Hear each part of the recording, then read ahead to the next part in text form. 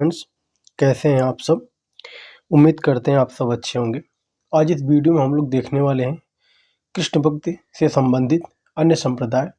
पिछले वीडियो में हम लोग कृष्ण भक्ति काव्यधारा और वल्लभ संप्रदाय को देख चुके थे, जो कि कृष्ण काव्यधारा का काफ़ी महत्वपूर्ण संप्रदाय था। वो उसको हम लोग देख चुके हैं और इस वीडियो में हम लोग देखने वाले हैं निम्बार्क संप्रदाय, राधा वल्लभ संप्रदाय, सखी या हरिदासी संप्रदाय और चैतन्य या गौड़ी संप्रदाय को देखने वाले हैं। तो आइए वीडियो को शुरू करते हैं। देखिए, सबसे पहले इस वीडियो में हम लोग देखेंगे निम्बार्क संप्रदाय को। देखिए, इसे निम्बार्क या हंस संप्रदाय कहा जाता है। यदि इसके प्रवर्तक की बात करेंगे तो इसके प्रवर्तक हैं निम्बार्काचार्य। प्रवर्तन का वर्ष इसका है 1182 ईस्वी और जो इसके भक्त का दार्शनिक आधार है वह है द्वैतवाद। इसमें कृष्ण का जो स्वरूप है वह है लीला बिहारी। अब देखिए, जो निम्बार्क संप्रदाय है उसकी विशेषता क्या है। तो देखिए, इसमें सबसे पहली विशेषता ये है कि इस संप्रदाय में राधा व कृष्ण की युगल रूप में उपासना की जाती है। यानी इसमें जो राधा और कृष्ण है उनकी युगल रूप में उपासना की जाती है। दूसरा इसमें पॉइंट ये है कि राधा की जो मूर्ति होती है वह कृष्ण के वाम भाग में होती है। यानी जो कृष्ण है उनके बाएं भाग में राधा जी की मूर्ति होती है। अब हम लोग आगे देखेंगे। अगला इसमें विशेषता इस संप्रदाय की है कि इस संप्रदाय में स्वकीय भाव की प्रधानता है। अब देखिए, यहाँ समझेंगे कि स्वकीय भाव क्या होती है। देखिए, जो स्वकीय भाव होता है उसमें यहाँ जो है, जो राधा जी हैं उन्हें जो कृष्ण की विवाहिता माना गया है। यानी राधा जी को जो भगवान श्री कृष्ण है उनकी विवाहिता माना गया है। अब आगे हम लोग इसमें चौथा पॉइंट देखेंगे कि वृंदावन स्थित श्री जी की बड़ी कुंज मंदिर इसी संप्रदाय से संबंधित है। तो हमें ये भी पॉइंट क्या करना है, याद रखना है कि जो श्री जी की बड़ी कुंज का जो मंदिर है यह किस संप्रदाय से संबंधित है। तो यह निम्बार्क या हंस या शनक संप्रदाय भी इसी को कहते हैं, इससे संबंधित है। पांचवा पॉइंट इसमें यह है कि इस संप्रदाय के प्रथम उपदेशक आचार्य हंसदेव माने जाते हैं। अब देखिए, मैंने आपको बताया कि इसका दूसरा नाम हंस संप्रदाय भी है, क्योंकि जो इसके प्रसिद्ध या प्रथम उपदेशक आचार्य है वह है हंसदेव। अब एक बात और हम आपको बता दे रहे हैं कि जो यह निम्बार्क संप्रदाय है इसकी जो प्रधान पीठ है वह जो है सलेमाबाद अजमेर जो राजस्थान में पड़ता है वहाँ पर है। प्रमुख कवि की बात करेंगे तो इसमें प्रमुख कवि है निम्बार्काचार्य, श्री कृष्ण भट्ट, आचार्य परशुराम देव। तो देखिए, हम लोग जो ये चारों संप्रदाय इसमें जो देखने वाले हैं उसमें हम लोग संप्रदाय और उसके जो प्रवर्तक हैं उन्हीं को देखेंगे, क्योंकि प्रश्न वहीं से बनने के पूरे चांसेस हैं। तो हम लोग उन्हीं को सिर्फ देखेंगे। अब इसमें हम लोग आगे देखेंगे निम्बार्काचार्य को। देखिए, इनका जन्म 1162 ईस्वी के आसपास हुआ और इनके गुरु थे नारद मुनि। रचनाओं की बात करेंगे तो इनकी जो प्रसिद्ध रचना है वह है वेदांत पारिजात सौरभ। ये इनकी प्रसिद्ध रचना है। और दूसरी प्रसिद्ध रचना है 10 श्लोकी प्रपन्न कल्पवल्ली। लेकिन आपको इम्पॉर्टेंट जो इसमें है वो है वेदांत पारिजात सौरभ और प्रपन्न कल्पवल्ली। इसमें हम विशेष तथ्य देखेंगे इनके बारे में कि इस संप्रदाय में निम्बार्काचार्य को कृष्ण के सुदर्शन चक्र का अवतार माना जाता है। तो हमें ये याद रखना है कि जो है कि कृष्ण के सुदर्शन चक्र का अवतार किसे माना जाता है, तो निम्बार्काचार्य को माना जाता है। दूसरा पॉइंट इसमें यह है कि यह कृष्ण भक्ति का सबसे पुराना संप्रदाय है। जैसा कि हमने आपको पिछली वीडियो में भी बताया था कि सबसे पुराना संप्रदाय जो है वह निम्बार्काचार्य जो है, इनका जो संप्रदाय है वो है निम्बार्क संप्रदाय। और यदि बात करेंगे सबसे प्रसिद्ध या सबसे महत्वपूर्ण संप्रदाय इसमें है तो वो है वल्लभ संप्रदाय, जिसमें सूरदास जी और अष्टछाप के कवि आते हैं। अब हम लोग आगे देखेंगे अब आगे राधा वल्लभ संप्रदाय। परीक्षा की दृष्टि से ये भी काफ़ी इम्पोर्टेंट है। यदि इसके प्रवर्तक की बात करेंगे तो इसके प्रवर्तक हैं गोस्वामी हित हरिवंश जी और प्रवर्तन का वर्ष इसका है 1534 ईस्वी। इसमें जो कृष्ण है उनका स्वरूप है नित्य बिहारी। विशेष तत्व की बात करेंगे तो सबसे पहला पॉइंट इसमें यह है कि इस संप्रदाय में राधा का स्थान कृष्ण जी से ऊंचा माना गया है। यानी इसमें जो है राधा जी का जो स्थान है वो सर्वोपरि है, यानी कृष्ण से भी ऊंचा उनका स्थान माना गया है। दूसरा पॉइंट इसमें यह है कि इस संप्रदाय के मंदिर में राधा और कृष्ण दोनों की मूर्तियां नहीं होती हैं। एक ताम्र या स्वर्ण पत्र पर राधा शब्द अंकित रहता है और इसे लाल कपड़े पर रख कर इसकी उपासना की जाती है, जिसे गद्दी सेवा कहते हैं। अब मतलब ये है कि जो यह मंदिर होता है, यानी इस संप्रदाय से संबंधित जो मंदिर होता है राधा वल्लभ संप्रदाय से, उसमें कृष्ण और राधा दोनों की मूर्तियां नहीं होती हैं।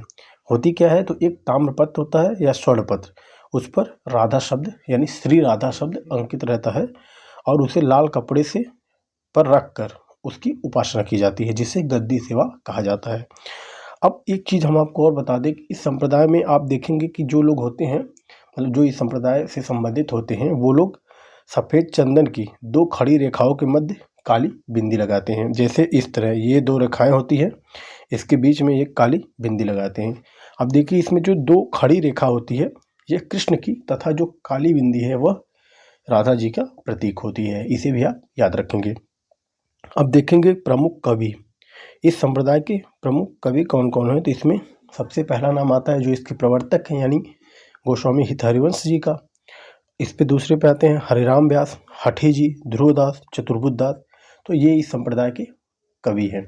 हम सबसे जो इम्पोर्टेंट या जो प्रवर्तक हैं गोस्वामी हरिवंश को, इनको देखेंगे। इनके रचनाओं की बात करेंगे तो इनकी रचनाएं हैं स्फुटवाणी, यमुनाष्टक, हित 84, राधा सुधानिधि। ये इनकी रचनाएं हैं। इन्हें हमें क्या करना है, याद करना है। अब जो विशेष तथ्य इनके बारे में है कि गोस्वामी हित हरिवंश को राधा वल्लभ संप्रदाय में कृष्ण की वंशी का अवतार माना गया है। यानी इन्हें किसका अवतार माना गया है, तो कृष्ण जी की वंशी का अवतार माना गया है। और जो इसके पहले जो थे, कौन थे इसके पहले, निम्बारकाचार्य, उन्हें किसका अवतार माना गया है, तो उन्हें सुदर्शन चक्र का अवतार माना गया है। और इन्हें किसका अवतार माना गया है, इन्हें कृष्ण जी की बंसी का अवतार माना गया है। अब हम लोग आगे देखेंगे। आगे हम देखेंगे जो अगला संप्रदाय है वह है चैतन्य गौड़ी संप्रदाय। देखिए जो चैतन्य गौड़ी संप्रदाय है, यदि इसके प्रवर्तक की बात करेंगे तो वो हैं चैतन्य महाप्रभु, जिनका जन्म हुआ था 1486 ईस्वी में और निधन 1533 ईस्वी में हुआ था किसका, चैतन्य जी का। अब देखिए इसके प्रवर्तक है चैतन्य महाप्रभु और भक्ति का आधार इसमें है अचिंत्य भेदवाद। प्रमुख कवि की बात करेंगे इसमें स्वयं चैतन्य महाप्रभु आते हैं। राम राय, सूरदास, मदन मोहन, भगवान दास और माधव दास। इसमें इतने कवि जो है ये इसमें आते हैं, जो कि क्या है, इसमें से प्रमुख कवि माने गए हैं चैतन्य गौड़ी संप्रदाय के। अब देखिए इसमें जो जब हम लोग ये देखेंगे तो इसमें बारे में हम लोग विशेष तथ्य भी एक ही साथ देखते चलेंगे। अब देखिए इसमें जो विशेष तथ्य है उसमें यह है कि इस संप्रदाय में राधा की परकीय रूप में उपासना की गई है। यानी इसमें जो राधा जी हैं उनका परकीय रूप में उपासना की गई है। अब आगे हम लोग देखेंगे चैतन्य महाप्रभु को, जो इस संप्रदाय के क्या हैं, प्रवर्तक हैं। देखिए इनका जन्म 1486 ईस्वी में, निधन 1533 ईस्वी में हुआ था। और इनके बचपन का नाम है विश्वम्भर, गुरु है केशव भारती और पत्नी का नाम है विष्णुप्रिया।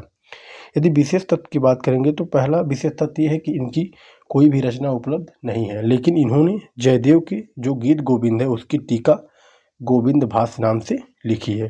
तो हमें इनके बारे में यही इंपॉर्टेंट पॉइंट याद रखना है कि इन्होंने जयदेव के गीत गोविंद की टीका गोविंद भास नाम से लिखी है। और जो चैतन्य महाप्रभु हैं वह चैतन्य गौड़ी संप्रदाय के प्रवर्तक हैं।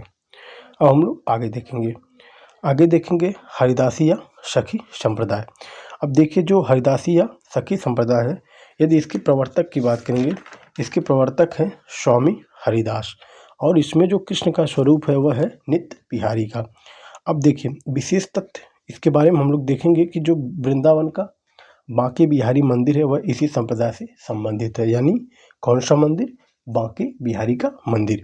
दूसरा पॉइंट इसमें है कि भक्त के लिए कोई दार्शनिक आधार नहीं, यानी इस संप्रदाय में जो भक्त के लिए किसी भी दार्शनिक संप्रदाय को आधार नहीं बनाया गया है। यदि प्रमुख कवि की बात करेंगे तो इसमें आते हैं स्वामी हरिदास, बिहारिंदास, ये इसमें क्या है, प्रमुख कवि हैं। और इसमें नागरीदास और सूर जो और एक सरसदास थे, ये भी इसी में आते हैं। अब हम लोग आगे देखेंगे स्वामी हरिदास को, जो इस संप्रदाय के क्या है, प्रवर्तक हैं। इनका समय है 1478 से 1583 के बीच माना गया है।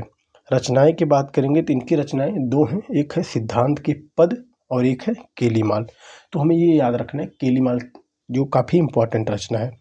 विशेष तत्व की बात करेंगे तो इसमें दिया है कि जो केलीमाल है उसमें 110 पद हैं और इसमें राधा और कृष्ण की रासलीला का चित्रण है। दूसरा पॉइंट इसमें है कि इन्होंने भक्ति में रूप और प्रेम के सिद्धांत को मान्यता दी है, यानी जो स्वामी हरिदास हैं उन्होंने भक्ति में रूप और प्रेम के सिद्धांत को मान्यता दी है। तो ये रही जो भक्ति काव्यधारा की, जो कृष्ण भक्ति काव्यधारा है उसके जो प्रमुख संप्रदाय जो कि बचे थे, इसको हम लोग आज देख लिए हैं। अब इसके बाद हम लोग ये जो भक्ति काव्यधारा है इसके कुछ इसमें और कवि बचते हैं, जैसे मीराबाई हो गई और रश खान हो गए, तो इनको हम लोग अगली वीडियो में देखेंगे। फिर उसके बाद हम लोग रीतिकाल को देखेंगे। तो ये वीडियो आपको कैसी लगी आप हमें कमेंट्स में ज़रूर बताइएगा। धन्यवाद।